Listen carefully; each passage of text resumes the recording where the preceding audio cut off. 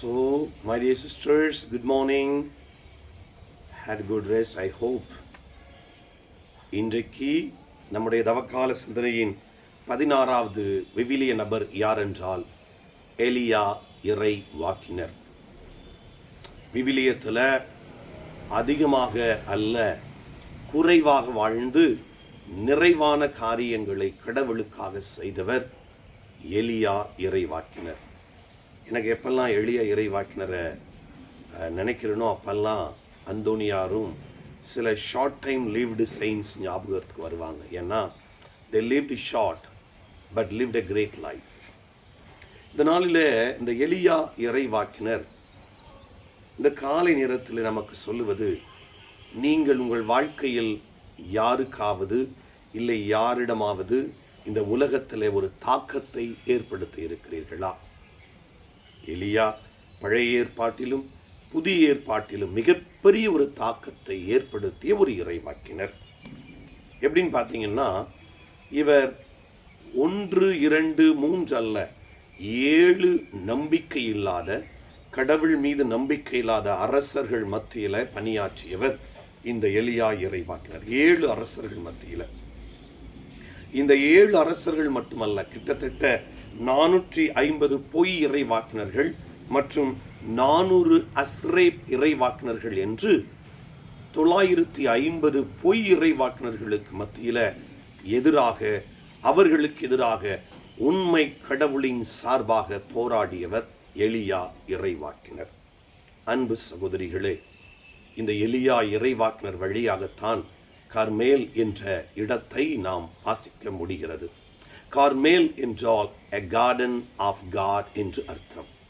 Carmel L plus கராம் என்றால் கடவுளுடைய தோட்டம். கடவுளுடைய தோட்டம்.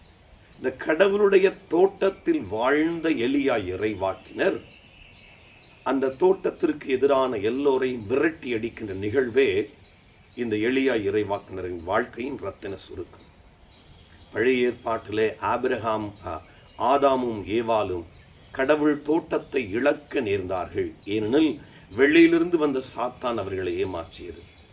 ஆனால் இந்த எலியா இறைவாக்கினர், வெளியிலிருந்து வந்த பொய் இறைவாக்கினர்கள் 950 பேரை ஓட ஓட விரட்டி கடவுள் தோட்டத்தை காப்பாற்றியவர் இந்த எலியா இறைவாக்கினர்.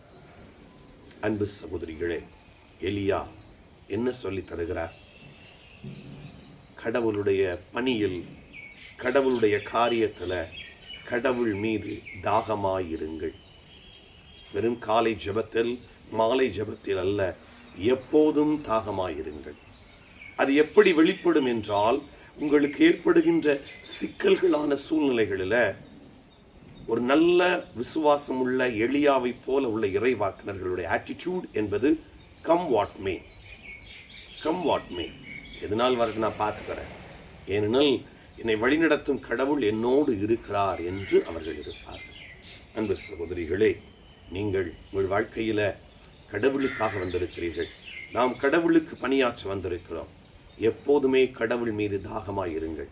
என் ஆன்மா ஆண்டவர் மீது, என் ஆன்மா இதோ கலைமான் நீரோடையை நாடுவது போல தாகமாயிருக்கிறது என்பது வாசிப்பதற்கு மட்டுமல்ல, அது வாழ்வதற்கும். எலியா இறைவாக்கினர் வாழ்க்கையின் இறைவாக்கினர்.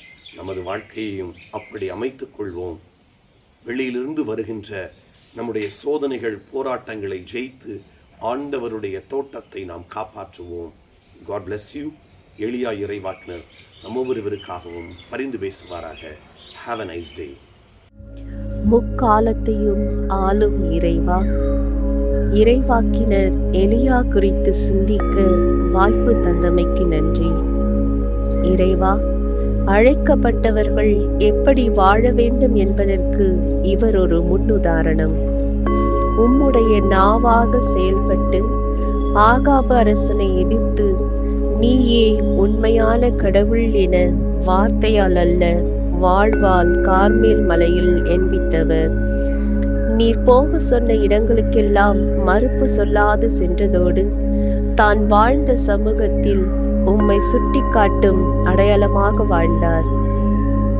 தன்னுடைய நம்பிக்கை நிறைந்த தொடர் ஜெபத்தால் கார்மேகம் உண்டாக்கி மழை பொழிய செய்தார். தன் வாழ்வின் இறுதியில் மரணத்தை சந்திக்காது அப்படியே உம்மால் எடுத்து கொள்ளப்பட்டார். இறைவா, எங்களுக்கும் சொல்லித்தாரும் அழைப்புக்கேற்ற வாழ்வு வாழவும் நாங்கள் வாழும் இடங்களில் உம்மை சுட்டி காட்டும் அடையாளங்களாக எங்கள் சொல் செயல் வாழ்வு அமைந்திட அருள் தாரும். ஆமேன்.